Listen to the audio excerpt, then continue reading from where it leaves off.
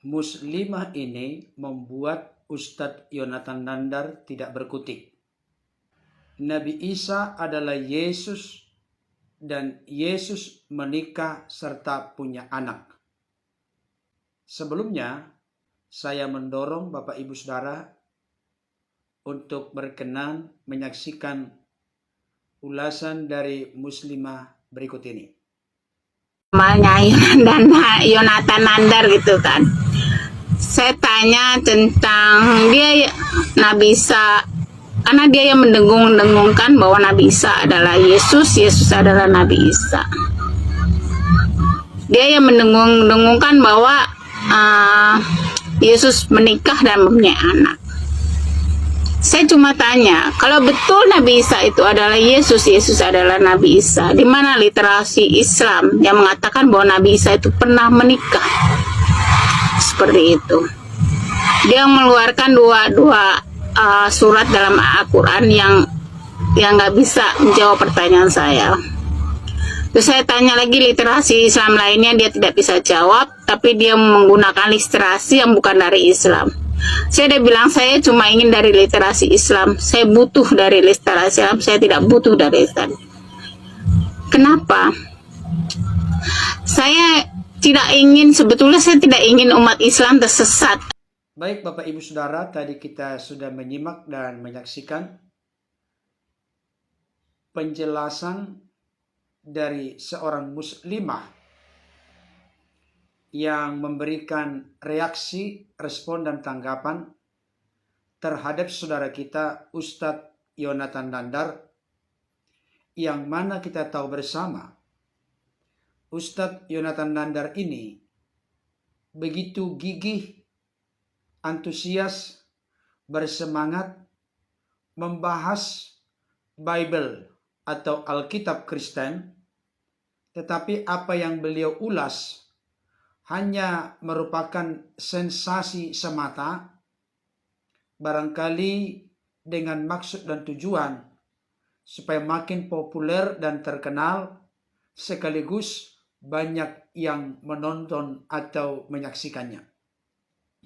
Cukup banyak saya menonton ulasan pembahasan dari saudara kita Yonatan Nandar secara spesifik, secara khusus berkaitan dengan doktrin ajaran kekristenan. Maka saya terus terang sangat miris karena ulasan pembahasan beliau sama sekali tidak seperti yang diyakini dan dipercayai oleh orang-orang Kristen, tentunya berakar atau bertitik tolak dari fakta-fakta Alkitab. Saudara dikasihi Tuhan, dari sekian banyak polemikus Muslim yang suka membahas tentang eksistensi keberadaan Yesus yang dipercaya oleh orang-orang Kristen sebagai Tuhan dan Juru Selamat, yang mana oleh Ustadz Yonatan Nandar dipercaya sebagai nabi atau utusan, adalah salah seorang yang mendengungkan bahwa Nabi Isa adalah Yesus atau Yesus adalah Nabi Isa. Beliau selalu berupaya dengan berbagai macam cara untuk memberikan konfirmasi dan penegasan bahwa Nabi Isa adalah Yesus. Saya ingin tegaskan pada kesempatan ini setegas-tegasnya. Barangkali berdasarkan etimologi antara Isa dengan Yesus bisa artinya sama. Tetapi ketika kita melihat kisah hidup Yesus yang ada di Alkitab, dibandingkan dengan informasi yang kita temukan di dalam kitab suci saudara kita Islam,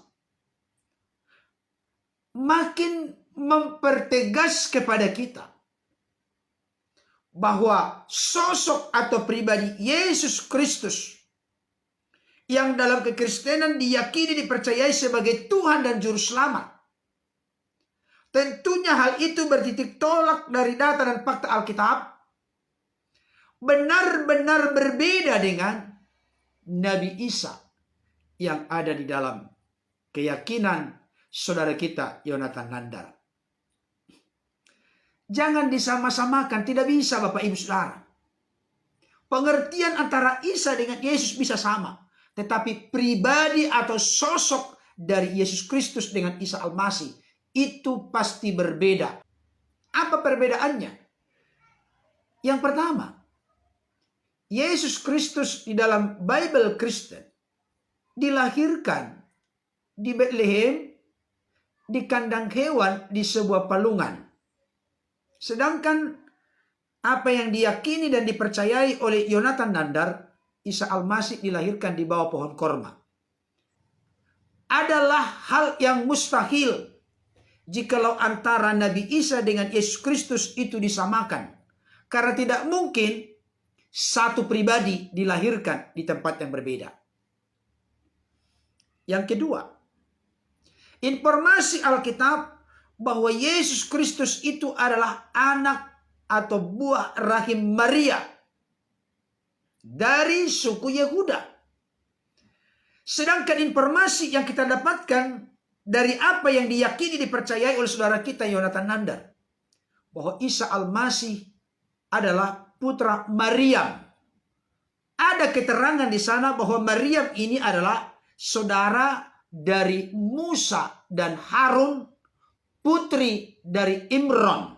Jadi nama ibunya berbeda. Kalau nama ibunya berbeda, di zaman dan waktu yang berbeda, jarak antara Yesus atau Maria dengan Maryam, saudara Musa dan Harun, putri Imron, itu ada kurang lebih 1.500 tahun. Yang notabene Musa, Maryam, Harun, Imron itu dari suku Lewi, sedangkan Maria ibu Yesus dari suku Yehuda. Pertanyaan saya, mungkinkah satu pribadi yang sama memiliki ibu yang berbeda? Tidak mungkin. Berikutnya, apa yang diyakini dipercaya oleh orang-orang Kristen dari fakta Alkitab dan fakta sejarah. Yesus Kristus benar-benar pada masa pemerintahan Pontius Pilatus mati dengan cara disalibkan, pada hari ketiga bangkit dari antara orang mati. Berbeda dengan apa yang diyakini oleh Yonatan Nandar, bahwa Isa Al-Masih itu tidak mati disalibkan, melainkan seorang yang diserupakan dengan dia. Jadi kalau di Kristen berdasarkan fakta Alkitab, fakta sejarah, Yesus itu mati di kayu salib. Mungkinkah satu pribadi yang sama? Di satu sisi dikatakan mati di kayu salib, di sisi lain tidak mati tapi seseorang yang diserupakan dengan dia. Tidak mungkin, berarti pasti berbeda. Dan yang berikutnya, saya ingin tegaskan kepada kita saat ini. Kehadiran Sang Firman nuzul turun menjadi manusia bukan dengan maksud dan tujuan untuk menikah dan punya anak. Kalau Yonatan Nandar menyimpulkan bahwa Yesus itu menikah dan punya anak, apalagi beliau nanti berani berkata berpoligami. Kalau kita teliti ayat-ayat argumentasi yang dibuat oleh saudara kita Yonatan Nandar, beliau hanya memiliki ilmu cocokologi dan mencomot-comot ayat lepas dari konteks supaya kelihatan benar. Jadi memang saya kasih tahu sangat dan sangat berbahaya mengartikan Alkitab. Kalau sudah ada konklusi, opini, pemikiran, pendapat dulu, baru kita cari-cari ayat yang cocok atau mendukung opini pendapat kita. Berbahaya mengartikan Alkitab demikian.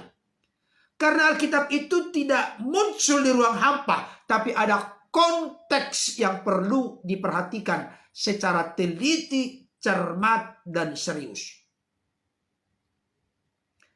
Kalau terkait dengan apa yang disampaikan oleh Ibu Muslimah ini, di mana beliau menantang supaya Ustadz Yonatan Nandar menunjukkan dari literasi Islam yang mengatakan bahwa Nabi Isa itu pernah menikah.